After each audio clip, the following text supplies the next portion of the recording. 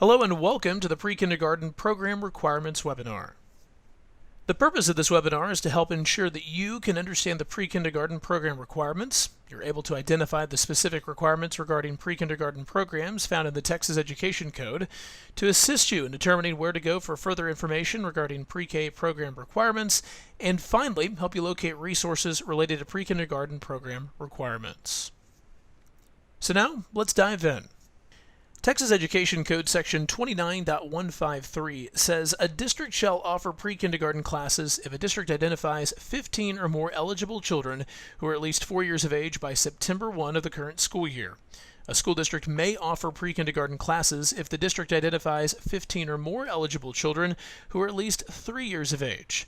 This means that full-day pre-K is required for 4-year-olds, and half-day options can be made available to 3-year-olds if preferred.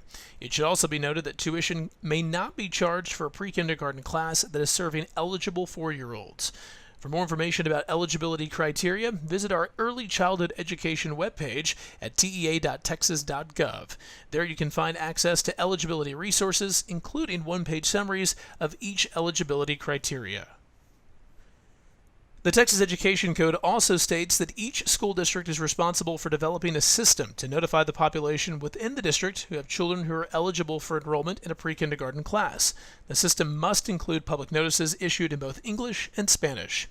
Notification may include, but is not limited to, the following options: a written letter sent home with students, identification systems during registration for older siblings, newspaper articles, notices in public places, radio announcements, displays on school marquees, community newsletters, or social media announcements. By law, pre-kindergarten programs that serve eligible students will receive half-day ADA funding for foundation school programs, which means that the funding for the second half of the day will need to come from another funding source. Options for other possible funding sources include early ed allotment, compensatory education funds, or Title I funds. For more information about early childhood funding, visit our ECE webpage in the Frequently Asked Questions section. You can also find additional information regarding ADA funding requirements in the Student Attendance and Accounting Handbook, Section 3.2.2, Funding Eligibility. According to the SAAH, full-day programs need to provide at least 75,600 minutes of operation. Half-day programs require programs to provide at least 32,400 minutes of instruction. You may notice that there's a difference between operational minutes and instructional minutes. The key distinction is that operational minutes allow rest time to be included. Instructional minutes will not include rest time in the total minutes. It's also important to remember that all eligible 4-year-olds must be enrolled in full-day programs, meaning programs that include 75,600 operational minutes per year.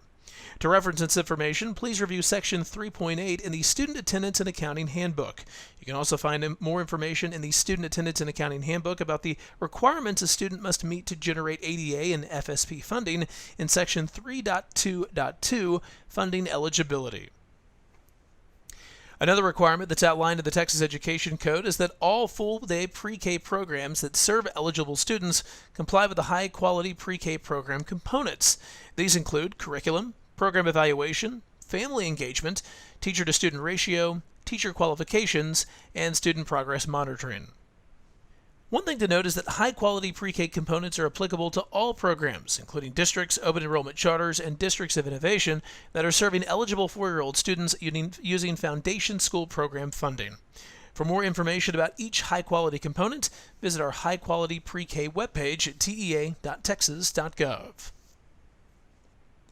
The final pre-K programs requirement that can be found in statute is the requirement that all districts offering a pre-kindergarten program report data to PEIMS and ECDS. Information explaining the difference between these two programs can be found on this chart. You'll notice that ECDS is specific to pre-K and kindergarten programs. Here are some examples of what information gets reported, including but not limited to demographics, program type, class size ratio, curriculum and teacher requirements, funding sources, program evaluation, family engagement, student progress monitoring, and student readiness data. Now let's take a moment to address a few frequently asked questions. For a more comprehensive list of FAQs, visit our ECE FAQ webpage.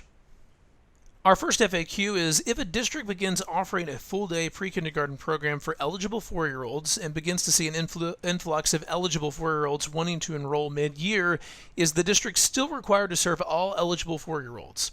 The answer is yes. The district would be required to serve all eligible 4-year-olds. However, a district may request a full-day exemption if fewer eligible students would be served if a full-day program were implemented.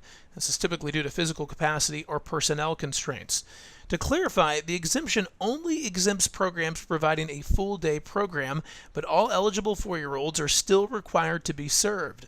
The full-day exemption would allow for a half-day program, thus making it possible to open up more slots to serve all eligible 4-year-olds. Here's our second question. Are students who are eligible for pre-kindergarten and also receiving early childhood special education services automatically required to be served in a full-day pre-kindergarten program? The answer to that is the ARD committee will determine the frequency, location, and duration of the pre-K program that the student participates in. For example, ECSE students eligible for pre-K are entitled to participate in a full-day pre-K program unless the ARD committee determines that a shorter day is appropriate. Here's our third question. Who can help an LEA if they're having difficulty uploading their data into ECDS? The answer to that is LEAs are encouraged to seek help from one of the following when experiencing difficulty uploading their data. Each district's assigned PEIMS coordinator, each Education Service Center's trained and certified ECDS champion, or submit a TIMS ticket. TIMS is a web-based system that allows one to submit incidents when problems or questions come up. For a more comprehensive list of FAQs, visit our ECE FAQ webpage. And for more information about early childhood programs in Texas, visit our webpage, tea.texas.gov/academics/early childhood education.